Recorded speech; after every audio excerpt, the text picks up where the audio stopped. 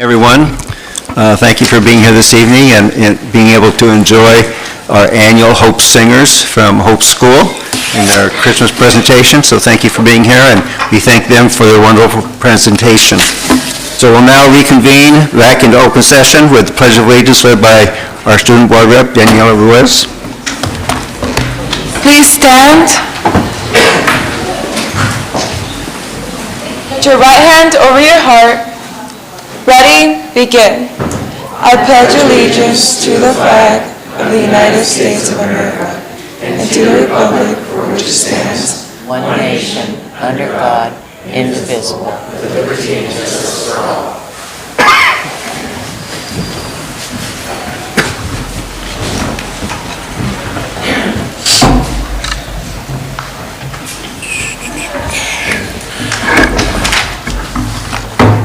Conformity can be a killer, literally. Outside the confinement of the walls of their homes, school is where students can display their talents through different means, and it is the school's job to cultivate student talent and voice, but that is not always the case.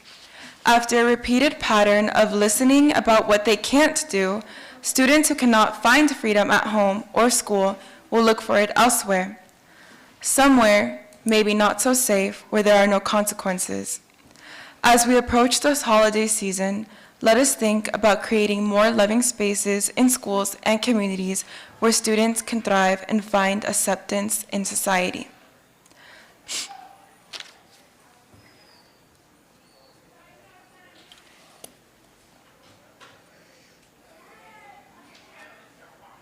Thank you. Thank you, Daniela. And now we all have a report from closed session by the clerk of the board.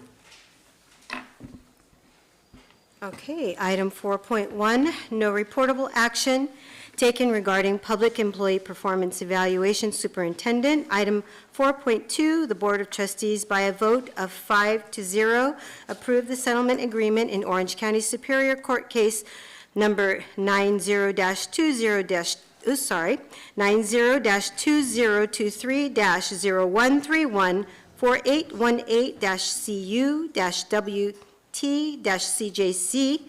Item 4.3, the Board of Trustees by a vote of 5-0 approved the settlement agreement in Orange County Superior Court case numbers 30-2018-015-878-CU-PO CJC and 30-2019-010-6553-4-CU-PO-CJC.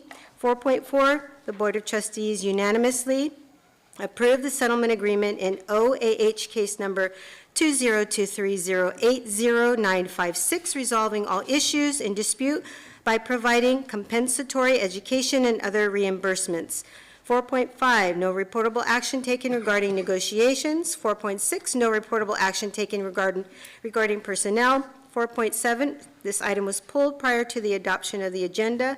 4.8, the Board of Trustees unanimously voted to dismiss employee HR-2023-24-07. Thank you, Madam Clerk. Now I'll move on to the student representative's report. Daniela? Starting with Anaheim, congratulations to our first four-year athletes and CIF finalists, Aiden Vasquez, Vincent Chow, and Carlos Morales. In Cambridge, in celebration of CVA's course Korean Ethnic Studies, they hosted a Korean Resilience Night and a night of gratitude and storytelling. At Cypress, staff and faculty directors prompted the groundbreaking for Cypress' brand new track and field. At Gilbert has begun planning their very first Raising Student Voices and Participation Summit with a total of 3 classes combined together to help out. At Catella, with the season of Christmas coming along, staff, students, organizations, clubs, and classrooms organized to fill over 150 bags, providing a Christmas to families in need. Kennedy's RSVP hosted AUHSD's first junior high school summit at Walker Junior High. Over 60 Kennedy facilitators mentored 35 junior high students, ultimately encouraging over 500 students to give feedback on campus issues. Loera's Reject Aggression, Validate Empathy Club hosted restorative circle groups to tackle the issue of cyberbullying, contributing to the Inside of School Violence on campus with the partnership of the Department of Homeland Security through the Invent to Prevent program. The student initiative has funded $1,000. At Magnolia, Almost Maine by John Cariani is a show comprised of many smaller plays that portray tales of love and loss. The Magnolia Theater Company opens the shows for 3 days. The show contains many plot twists that left the audience shocked.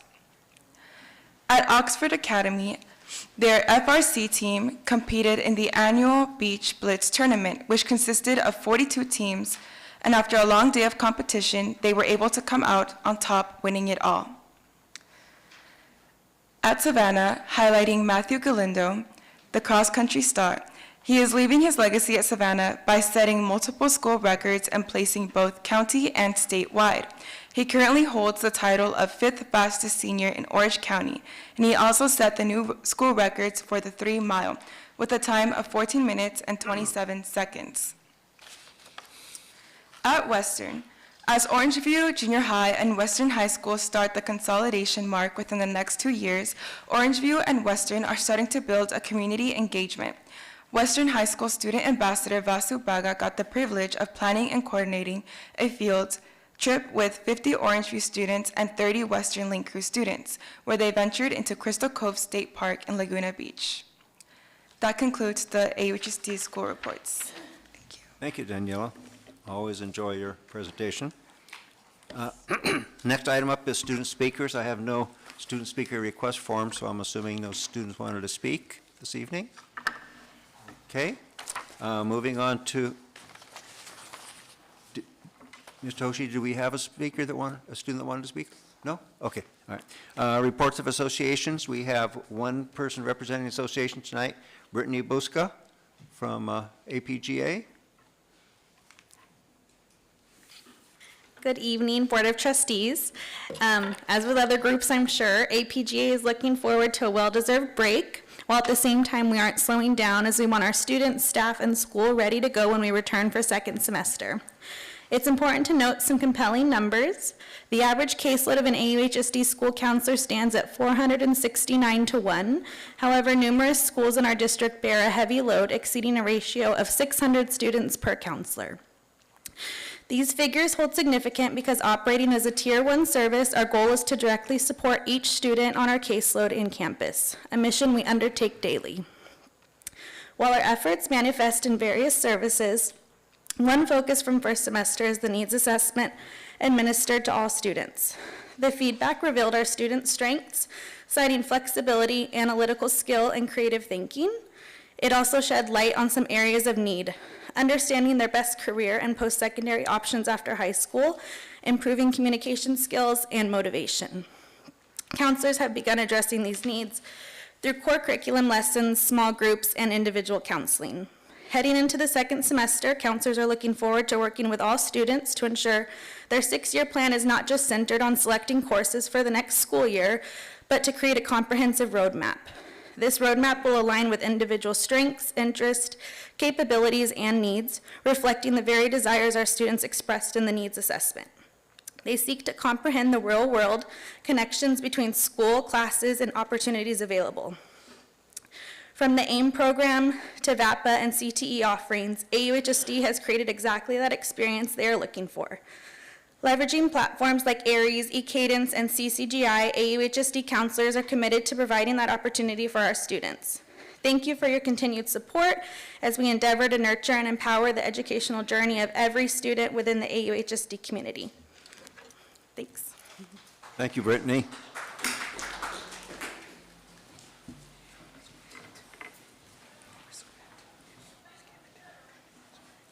We'll wait just a second.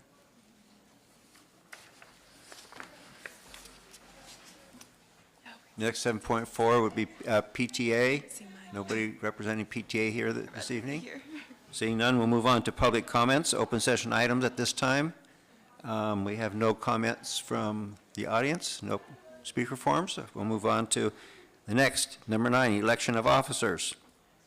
The Board of Trustees are requested to participate in a brief discussion on the election process prior to the nomination and selection of the trustees for the listed positions. As if you have seen the agenda, you'll see that we start with the position of president, and we'll be opening for nominations. Someone will second it, and then we will vote on the person that has been nominated, and we'll do that for each of the positions. So at this moment, 9.1, I open the nomination for president. I nominate Anne Marie Randall Trejo. Second? Okay, we have a motion and a second. Any discussion? Seeing none, all in favor say aye. Aye. Oppose? That's 4-0. Ms. Randall Trejo? Are you ready? Sure. All right. Checks. It's all yours.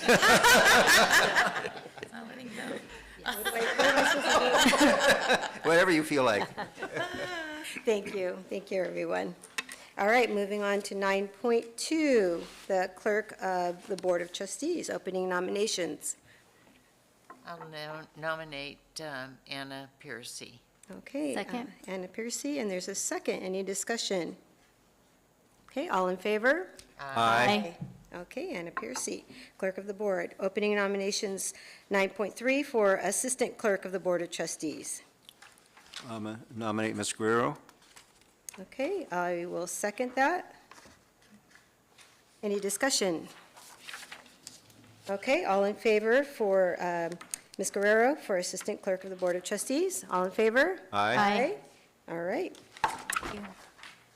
Okay, opening appointments to the Board of Trustees. 10.1, the staff recommends the Board of Trustees appoint the superintendent as the secretary of the Board of Trustees. So moved. Second? Moved and second. All in favor? Aye. Aye. Do you accept? Let me think. All right. Item 10.2, Assistant Secretary, staff recommends the Board of Trustees appoint the Assistant Superintendent of Business, Ms. Dr. Nancy So Nguyen. moved. Second? Moved and seconded. All in favor? Aye. Okay. Moving on, parliamentarian, staff recommends Mr. Carl Weibel as our parliamentarian. So moved. Second. Moved and seconded. Do you accept? All right. Thank you. All in favor? Aye. Aye. 10.4, Chief Negotiator. Staff recommends the Board of Trustees appoint Assistant Superintendent, Human Resources as Chief Negotiator, Mr. Brad Jackson. Do you accept? So recommended. Second. So recommended. Second. All in favor? Aye. Aye. All right. Congratulations, everybody. Item 11, to establish a day and hour for regular school board meetings. This is an action item. Did everyone get a chance to look at the calendar? Move as stated. Okay, move as stated. Second? Moved and seconded. All in favor? Aye. Aye. Aye, all right. Item 12, Board of Trustees appointments to committee. I move that we accept as stated, except item B. We need to, in item B, we need to remove the AUHSD Foundation, but I move all the rest as stated from last year. Okay, may I have a second? Second with the friendly addition. For the legislative context, I was maybe recommending to add our Orange County Board of Supervisors on that list. Happy to lead that charge as well. You are? Right. Okay, so I amend my motion to include what Mr. Guerrero is saying. So second? Okay, moved and seconded. Do we need to get appointees for those committees as well? I think or she just said that she I can- was going to You accept the can do appointment. it? Yes. I'm more than happy to do it. Shall we trust? I don't know. Do you trust me for that? All right. Are you qualified? I'm cool. Carl, you got Thank all you. of that, Appreciate it. amendments and everything. Hey, all in favor? Aye. Aye. That's a good suggestion. Fantastic. Okay, we have item 13, our presentation, 2023-24, first interim budget report. And Dr. Nguyen. Perfect. Well, good evening. Our newly elected president Anne Marie Trejo, members of the board, Superintendent Matsuda, Executive Cabinet, and members of the public. Well, thank you so much for being here tonight. So we have some important updates this evening. Before I get started, I do want to thank my team, Karen, Joe, and Brianna, for helping to support this budget. I know that you guys all work extremely hard to get a budget together. So just want to make sure I thank you guys for that. So the biggest thing, as you all are hearing right now, is the $68 billion deficit. This just came out late last week. The legislative in its office, also called LAO, forecasted a $68 billion deficit going back to 22-23, 23-24, and 24-25. California faced a serious deficit moving forward. So the initial budget that was actually adopted back in June already had a $14 billion deficit for 24-25 fiscal year. So maybe it wasn't highlighted at that point because of all the tax receipts, right, that, that they're anticipated coming. The issue that we are seeing right now is the unprecedented prior year revenue shortfall. By moving the tax deadline from April 16th to October 16th and then to November 16th, really was a very, very tough thing that happened, because usually we would have a budget, pretty much ready to go, when governor released a budget and then signed the budget as by July 1st, we have those data going in. This year is like a weird year, which we did not have the information.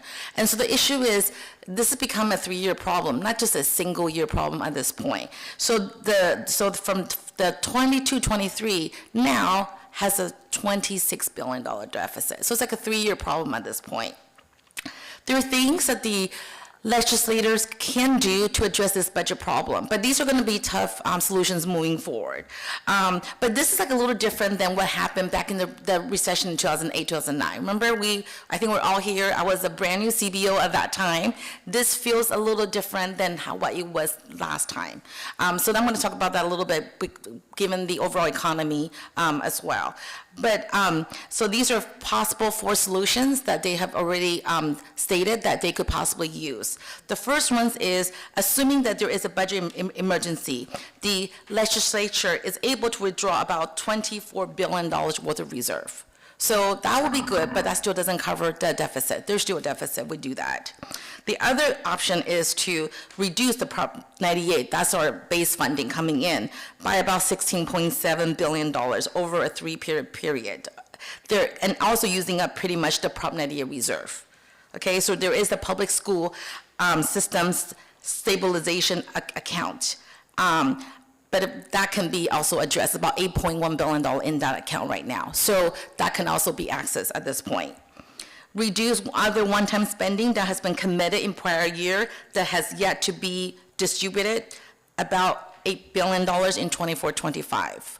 We would not recommend doing this, obviously, since, for example, remember the arts and music block grant that we were promised? So right now, we're okay right now, but they've given us money already at this point. But what if they come back and tell us, well, we may want the money back? That would be really tough for us to operate, since we already have the money in the bank. So we don't recommend this option, but it's also one of the tools that they could possibly use for the other funding. So the other categorical program is a possibility that they could make further cuts in 24-25. And the last one will be other solutions, including cost shifting and ongoing spending reductions. So the biggest example I can tell you is deferrals. Remember, the state operates a little different. If they give us the money in July versus June, then they push that to another year. Versus when we spend our money, we have to, quote unquote, accrue the amount. What they do is a little different. They actually push it out to the next fiscal year. So that's some of the tools that the state could possibly use to balance this budget at this point. So this is not good at this point, because even about 3 weeks ago, when I was at the CBO symposium, the numbers weren't as bad. But this is like, within just a couple weeks, we're now ballooned up to $68 billion. So the overall economy, I do want to at least kind of touch on that a little bit. UCLA also came out with their forecast late, was last Thursday. So inflation now, remember we had a high inflation, it was 9.1% back in June of 2022. That was the high at that time. Remember, it was like everything, gas was about $6 a gallon, and everything was very expensive at the market. Things are coming down right now. So right now, it's projected to be at 2.8% for the first and second quarter 24, declining to about 2.7% throughout the remainder of the forecast period. So the inflation numbers are coming down. So hopefully that would also help with the economy. And the inflation is not expected to go down below 2%. And so hopefully the Feds at this point will kind of ease up on raising the interest rate, because that also has a big factor into housing as well, which I'm going to address that. The national unemployment it's actually been fairly good, so the numbers are low because the unemployment rate, we wanted to have a lower number, and so they're looking at about 3.6% currently, to increase next year about 3.9%, and then down to about 3.8% in 2025. So these numbers are actually not bad. These unemployment numbers are actually really, really good, and if you look at the overall economy. California is a little bit higher. We have always been a little bit higher compared to the national average, so we're looking at about 4.8% right now, projected going to next year about 4.7% or so, and then moving down to about 3.8% in 2025. So that's actually welcoming news. So more people that's working, the more taxes that hopefully the state can generate at this point. Housing, though, is actually better across the nation except for in our area. So overall, it's been slightly. It's been better. However, the median price of single-family homes in California overall has declined by 5.5%. However, in areas like us, San Diego, LA, San Francisco, prices continue to increase. That's why we're being hit with our declining enrollment. People cannot afford to come in to buy in our neighborhood. You can go see single-family housing in Anaheim. I think it's already over $800,000 at this point. Just you walk anywhere, people cannot afford to live in Orange County. So that's a pretty big factor, and you can see the declining enrollment across the entire county, not just our district. So that's the overall forecast for the economy. Wanted to kind of like bring to you some of the enrollment projections that we are projecting at this point. So you can see this is our, going back about, 12 years or so, 32,000. We're almost at the high of 33,000 back in 2011-12. This year, we're about 27,200. Next year, though, so this year, we didn't lose as much as what we projected, which is good. But next year, the number's catching up with us. Projected to lose 1,353 students. Okay, so this is a huge number. If you think about this, most of our junior highs are not even that big. Right, so that's the issue that we're running into. So it's 1,300 next year, and then another almost 1,200 the year after, and then 900 plus in the third year at this point. And so this will kind of share with you about what we're looking at for enrollment. We don't get paid based on enrollment; we get paid based on attendance. And so you can see, I'm going to show you another chart too. This is our monthly enrollment chart. It will kind of show you kind of where we're at. We kind of traditionally has been kind of declining month to month, and so at least we kind of at least want to share with you kind of where we are with these numbers. This is the ADA, average daily attendance. This is how much the kids actually come to school. We only get paid when you come to school, not when you're enrolled, right? And so currently we're down to still about 91%. We're hoping we can do a little better in the next current semester and next semester, but the numbers we're using still right now is based on a 91% at P2, which is around April 15th. So this next one here is the unduplicated people count. So we are looking at the 3-year averaging. So because our families, we've been pretty much stable, but we're looking at about 78%, 79% for the 3-year averaging. That's how we get the additional dollars as well for the LCFF supplemental and concentration grant as well. The next is the STRS and PERS district contributions. The orange line is for the STRS, and then the gray bar is for the PERS. As you can see, they're all going up, and the latest PERS number that just came out, projection 3 years out, is gonna be beyond 30%. So that means for every dollar we pay an employee that's in a class F position who has PERS, that we pay 30 cents. For retirement, just for every dollar we pay 30 cents. So that's going to be in about 27, 28, that's going to start happening. And so that is something, obviously, we are concerned about, the increase in PERS as well as in STIRS. STIRS right now, still a 19.1 contribution rate for the employer, but the PERS rate has gone up quite a bit. And the next slide here, this will show you what our health and welfare dollars we have spent. So you can see here, projected about $60 million for even current, current year.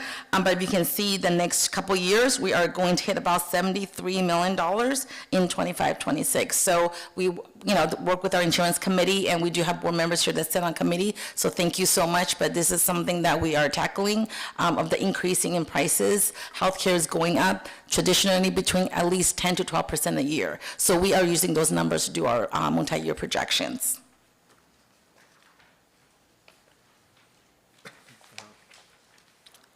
So now I'm going to take you to our assumptions of what we put in our first interim at this point. So you can see here the COLA for current year is at 8.22%, and then next year currently is at 3.94%. But there are numbers out there already that number 3.94 is going down to about 1.27%, and there is even a number of 1% at the conference, as what I'm hearing.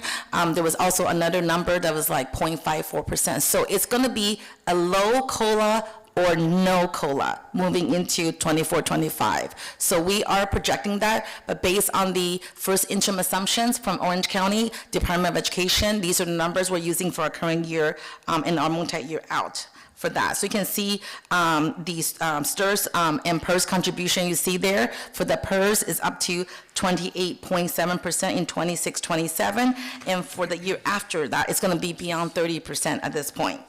Okay. And this is the enrollment. You can clearly see here in the enrollment, we lost about 550 kids this year from last year, which is better than we projected. We thought we would lose about 750 kids, but it is catching up to us like the following year. And so we are using different software to project these enrollment, also as well using the feeder data as well. So do want to thank the team for calling all the feeder districts to get all the numbers as well, because we do use the most current number that we have to project out for the future years as well. So you can see there where we're projected the P288, as you can see in that line, that current year at 24,753. So we're using a 91%, okay, for that number. But our funding ADA is basically because we are protected. So we're going, it's prior year, current year, or the 3-year averaging, whichever is greater. That's the newest formula we're using. So right now we're still protected to use that. But if you can see, the gap is quite huge if we did not have that protection in there. So for the first interim report, our overall revenue we're receiving is about $596 million, so almost $600 million at this point. Bulk of it, as you will see, is the LCFF, the local control funding formula, at 71%. And we do have a lot of federal dollars because of the one-time dollar we are receiving. So those are in the budget as well. As you can see, 12% from the federal revenues and 12% for the other state revenues as well. So this is more one-time dollar that we have seen that we've not seen in the past. As you can see here, this is the total expenditure at $582.4 million. You can kind of see how we're spending a lot of our money for current year. And so this is our multi-year projections. As you can see in current year, we are not deficit spending for current year. But if you look at next year, $5.1 million deficit spending, $14.5 million, and $28.8 million deficit spending already with the current budget assumptions at this point. So I want to make sure you remember that. And then I'm going to come back. I'm going to give you a slide that will kind of share with you a little different numbers for our base funding. And these are all the commitments that we have that moving forward. So we do have some of these things here. So for example, we have our CNG fueling station, we have our bus leasing, we have some of our technology, there's some supplemental concentration. We also have facilities project that we are constructing as we speak. For example, at Cypress High School, we just had the groundbreaking a couple weeks ago, so looking forward to those projects. And so these are, and then as well as some of the facilities projects that we are working at currently. So I want to give a board, the public, an idea, what would it look like if we were to receive a 1% COLA for 24-25 versus the 3.94 that's currently in our budget. So if you look at 24-25, our initial, our current estimates are 420, almost $421 million for next year. This already accounted for the declining enrollment, declining ADA in that figure. If the COLA would drop to 1%, right? We're not even using 0, we're using 1%. This would affect next year and the year after because it's ongoing, right? It will be in that formula. We would drop then to $409 million. That is a deficit of $11.8 million for 1 year. Now, if you go, because the 1% COLA will carry out years, so we'll also lose about $11.7 million in 25-26 and another $11.6 million. This is more than $30 million with a 3.94% COLA versus a 1% COLA, so about 3 percentage point difference in the COLA. So that's the effect. The out-year COLA for 25-26 is at 3.29%. That number, we think will also come down because the inflation numbers are coming down. So then the cost of living adjustment COLA will also probably come down. But currently, we're using the 3.29, and then 26-27, we're using 3.19%. So by only adjusting one number for next year, our budget dropped more than $30 million already in the 3 years out. So just want to make sure that the board understand that we already ran multiple number. We ran whatever number we can think of. We just put it in our Excel spreadsheet, popular for us. So we do wanted to make sure that we understand this as we're moving in, because we do have to make sure it's probably going to be a pretty difficult ride moving forward, but we are prepared to handle that.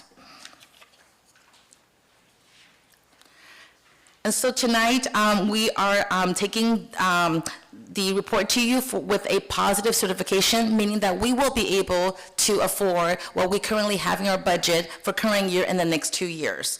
And by January 10th, the governor has released his budget, and so we will see what that could look like, because that's going to be crucial to see what we will put in second interim report, which we'll bring to the board in March.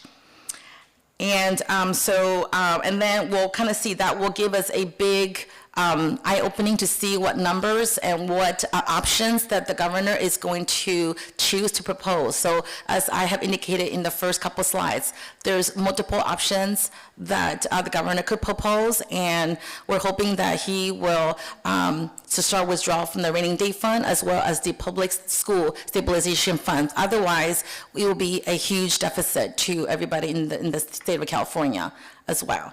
And so that concludes my presentations, and I'm happy to answer any questions that you may have. Thank you, Dr. Nguyen. Any questions? One quick question. When would we know the final COLA? Is that in January or? So the January wants to be a proposal, and so by when the state adopt the budget by June 30th. Okay. Mm-hmm. But we will have numbers as we come through. In May, we'll have the May revised as well. So we'll use the most updated data to run with our multi-year projection. And if we feel like the number could be lower from different places, because the School Services for California, they also give us numbers to use. OCDE also, they oversee us as well, and they give us a number to use. So we actually run multiple scenarios to know that what we can do. So we want to make sure we're always prepared for that. Okay. Mm-hmm. Thank you. Catherine? I would like to make a statement. I think it was on CBS News last night. They were talking about a school district, I believe it was in Kentucky, and speaking to the superintendent and the problems that public education is facing today with tardiness, just not coming to school, numbers dropping. And they gave the percentage points of what the numbers were, how they dropped. And it was staggering. And the person that was being interviewed made the comment to me, which I thought was practical but shocking. And he was citing some of the reasons that kids don't come to school, and one of them was they didn't have clean clothes. So they were trying to fill all of these gaps in these children's lives, along with the families that are producing children that are not coming to school. And I can't help but think how grateful we are to the people that work in a school district and pay attention and listen and hear, because it's different than it was 20, 25 years ago. We're in a different world. And I see all the fencing and the costs to the districts of having to fence our properties and take care of the emotional needs of our children. And all I can say is that you don't always come into a position prepared. You learn as time goes on. And I am so grateful to the integrity that I have seen personally. I get comments in the community from time to time about their child's school. And I'm just grateful, and I just wanted to state that because Dr. Nian has a huge job with what's going on, the cost of housing and people moving away and et cetera. So I wanted to thank you. Thank you, appreciate that. Thank you, Catherine. How long are we projected to use this type of funding formula, the enrollment? Well, until, I know there's different lobbyists out there, we've been trying to kind of lobby as well, all the CBOs as well, like everyone have dropped. I mean, it's throughout the entire state. And we actually, we didn't feel the effect until this last year, whereas other districts, they dropped already the year before us. So when we were at 95% after we came back from COVID, other districts were at 91% because they were calling me, telling me, oh my God, Nancy, I have more than 10% of students out that one day, but it was consistently. So there are a lot of, we're trying to lobby, like maybe there's a different way, maybe do you do the enrollment and not the attendance instead?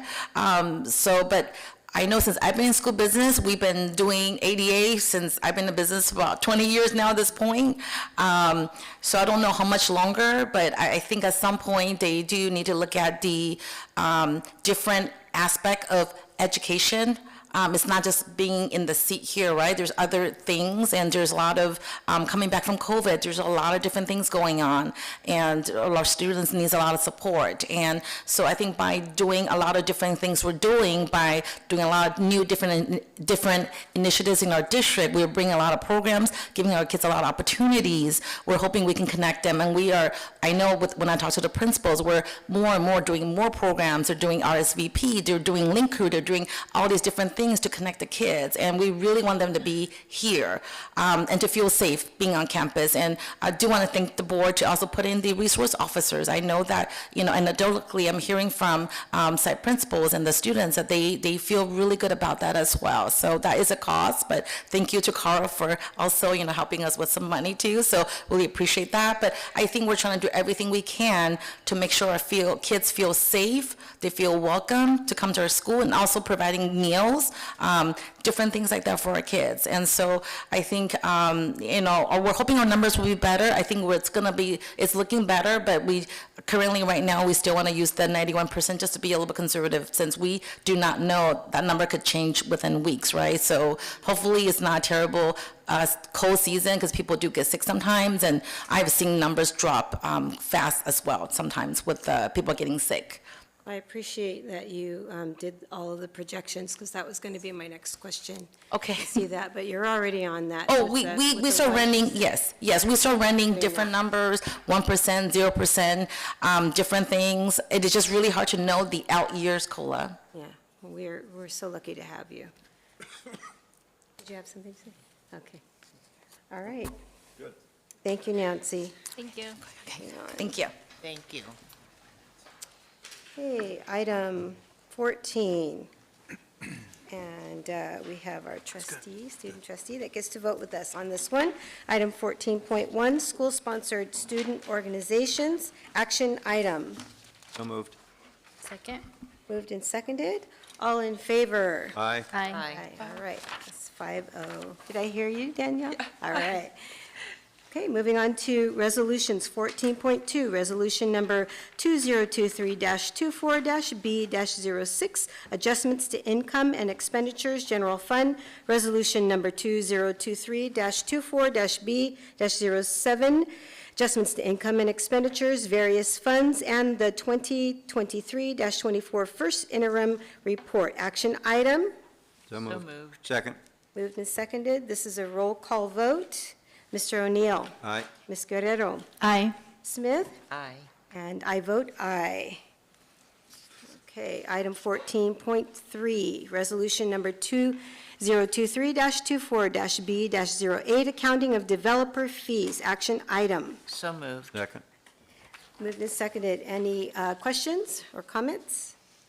I had a comment. I really appreciated seeing on the Exhibit H, page 7, where you actually pointed out all of the items that we're using the developer fees for. That was very intuitive and helpful.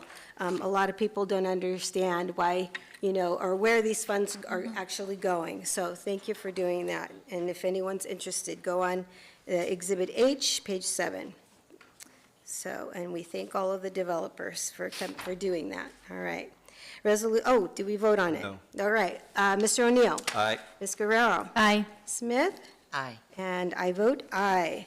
14.4, resolution number 2023-24-BOT-01, compensation for board meeting. Action item. So moved. Second? All righty. This is a roll call vote. O'Neill? Aye. Guerrero? Abstain. Okay, Smith? Aye.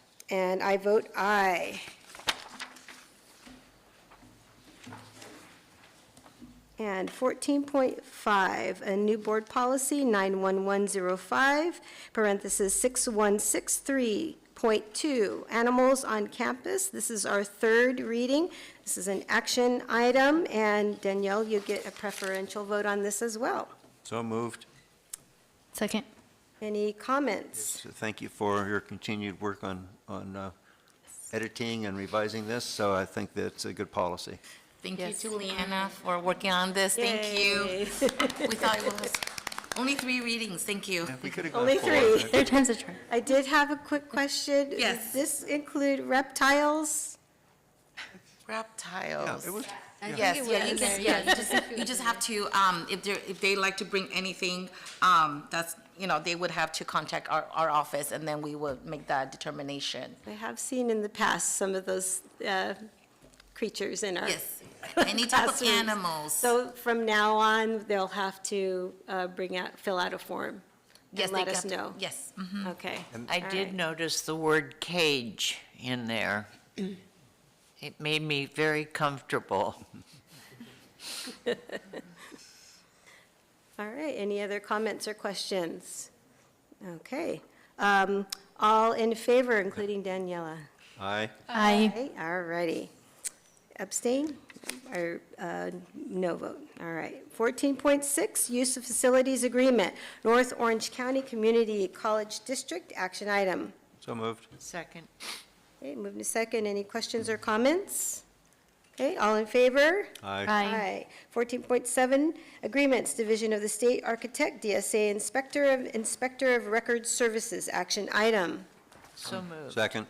Moved and seconded. Questions, comments? Okay, we're moving to the vote. All in favor? Aye. Aye. Item 14.8, ratification leaseback agreement, AP Construction Group, Inc., DBA, Air Plus South Junior High School HVAC replacements, RFP number 2023-08, action item. So moved. Second? Second. Okay, moved and seconded. Questions or comments? Okay, all in favor? Aye. Aye. Item 14.9, ratification leaseback agreement, Scorpio Enterprises, DBA Air Master Air Conditioning District Office HVAC replacements, RFP number 2023-08, action item. So moved. Second. Second. Okay, moved in second. Questions or comments? Okay, all in favor? Aye. Educational Services, 1410, Institutional Membership California, IT in Education Site. Action item. So moved. Second. Any questions or comments? Okay, moving on. All in favor? Aye. Aye. Item 1411, Memorandum of Understanding, MOU, Magnolia School District, MSD. Action item. So moved. Second. Moved and seconded. Any questions or comments? Okay, all in favor? Aye. Aye, okay. 1412, Memorandum of Understanding, MOU Digital Promise Global. Action item. So moved. Second. Okay, moved and seconded. Questions, comments? Okay, moving on. All in favor? Aye. 1413, Quote Power School Group, LLC. Action item. So moved. Second. Moved and seconded. Any questions or comments? Okay, all in favor? Aye. 1414, Contract Independent Occupational Therapy Evaluation, Suzanne Smith Role. So Action moved. item. So moved. Second. Second. Okay, moved and seconded. Questions, comments? Okay, all in, No relationship to me. no relation, okay. All in favor? Aye. Aye. Human Resources, 1415, Revised Board Policy 6306, Substitute Teacher Salary Schedule. Action item. So moved. Second. Okay, from first and second, any questions or comments? Just thank you for this. Hopefully, it will help us down the road. Absolutely. All right. All in favor? Aye. Okay, moving on to the consent calendar. Pull 15.8W and 15.9, please. Move the balance. Second. Oh, wait. I have something to pull. Oh, it's right in front of me. 15.1. Okay, move for the balance and seconded. Okay, all in favor? Aye. Aye. 15.1? Second. Okay, I'll move it. Oh, you moved it? I'll second. Seconded. Again, I just want to pull this out to thank Cabinet and Business Department for, again, I think this really sends a wonderful message to our classified employees. We don't have to do this. It costs a lot of money, but I think our employees really appreciate this. You're helping them to help themselves through this program. And if you look at the statistics, it's been 100%, 3 times and 99% match of funds. And so this really, I think, uplifts our classified employees. Thank you. I do want to take this time to thank Jody and the payroll department. It is a lot of work for them on their end. There's a lot of paperwork involved. But we have, I think almost every year, we have almost 1,000 people. It's like 950 to 980 that do take this plan, and it's amazing for them. That has been a $1-to-$1 match. And so we don't necessarily encourage other people have been calling us, how are you doing it? But I said, if you take it, that means our people will get less, so it's a zero-sum game. So not sure about that, but I just hope the state will continue to fund it at the 1-to-1 match, because it's important that they get that. They've been getting that like every summer, so we're very, very happy for our employees, but do want to take this time to thank the whole entire payroll staff. It is a lot extra for them, so. I'm so grateful. I think board is in consensus with that. All right, so any other comments? Okay, so all in favor? Aye. Okay, 15.8W, 15.9, Moved. and seconded. All in favor?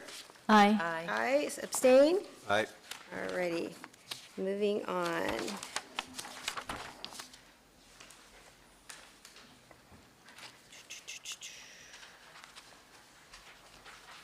Okay, 16, Superintendent Staff Report.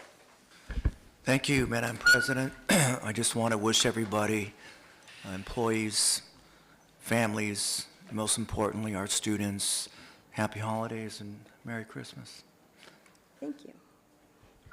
I was going to say the same, just wishing everyone a happy, healthy, and safe New Year and holiday season. Ditto.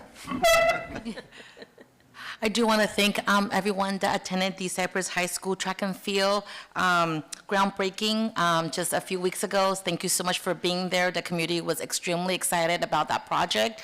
We do have a ribbon cutting ceremony for the Anaheim High School track and field coming up next Thursday, December 21st at 4 p.m. Everyone is invited, so we would love to see you guys out there. Thank you so much. Happy holidays, everybody. Same here, just want to wish our entire AUHSD community the happiest of holidays and a safe and prosperous new year. Any final words, Daniela? Make the most out of your holiday break. Good. Very good. You as well. A lot of rest and relaxation, huh? Ms. Guerrero. Thank you. All right, I have a few highlights. I had the opportunity to join our transportation team for a ride-along, so I just want to thank the transportation department, Scott, Rob, and our bus driver, Esther, who I got the opportunity to go through the Sycamore Junior High School route, which was, so thank you to the team for setting that up. I also attended the California Civic Learning Award with Chief Justice Guerrero, no relation. So I appreciate her coming out and awarding our schools. I attended the OCD 2014 Teachers of the Year Award. And I attended my first AUHSD Band Spectacular, which was really amazing event. So very excited for next year's. And then I had the opportunity to attend the CSBA conference with some of my colleagues. And then I just want to give a shout out to our Korean American Studies program that received the Outstanding Ethnic Studies Community Partner Award. So congratulations for all their work in that. And then I joined our ROP partners and our school district for a tour and visit to the CTE Center in Bakersfield, which was very nice to see what other districts are doing for career tech education. And then this past weekend, I was at Laurel High School for a toy distribution, and I just want to give a shout out to our food services department, Orlando, and the team for assisting us in the delivery. That was hosted with us, the Office of Supervisor Doug Chafee, and we were able to pass out toys and food to the community. And then just wishing everyone happy holidays, enjoy your Christmas, and Happy New Year, I guess, the next time we see each other. Thank you. I attended the Cypress High School playing field opening, and just the class of people that we have. I received the sweetest thank you note for attending, and it was a joyous occasion. I know how pleased and proud everyone is over at that school. And yesterday, I attended the discipline committee meeting, and this was a very large meeting that encompassed teachers from numerous schools that haven't participated in the past. And reflecting on the CBS report that I just mentioned some time ago, minutes ago, we have many of the same problems. And I think that what people are morphing up to do to attend these individual problems, and the people in our psychology department that are attending to the needs of so many.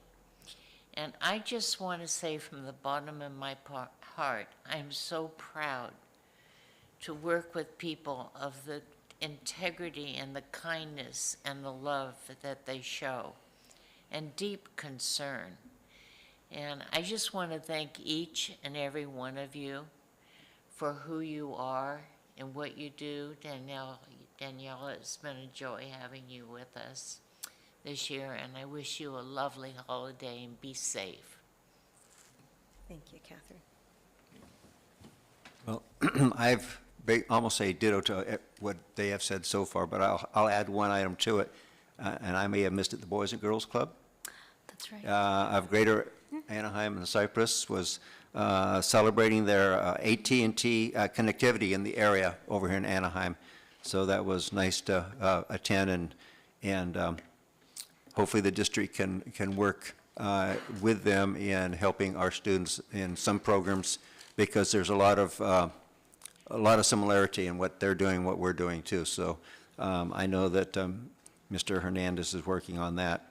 And besides that, I want to wish everyone a Merry Christmas, Happy Holiday, safe New Year. I want to thank the Cabinet for your support throughout the year, all of the staff and teachers, and of course, couldn't do it without the students, so I wish you all a nice holiday. Thank you. Thank you, Mr. O'Neill.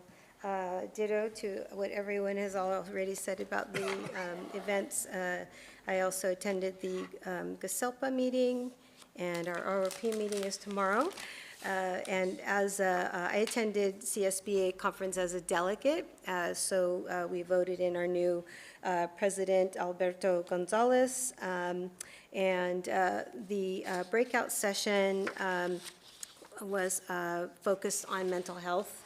And so we talked really about mental health issues surfacing in our region, and we talked about strategies. What I loved about it is we didn't just talk about the problems, we all talked about solutions that folks are having. So that's all being compiled, and that will be distributed to us. And we have our policy pillars, and I was involved in the improvement of the conditions of children. So through that lens, we all looked at the mental health issue. And a couple of the workshops that we attended, in addition to all of our own interests, I want to shout out to Scott Rendell, who was participating on a panel for success stories, embedding social capital curriculum, utilizing CTE programs. So, Star, you were so great, yes. Fantastic. And our other illustrious star was on another panel, Moving Beyond COVID, equitably addressing academic challenges and opportunities, say that 3 times, our own Michael Matsuda. And it's really, again, validation of all the work that you all are doing.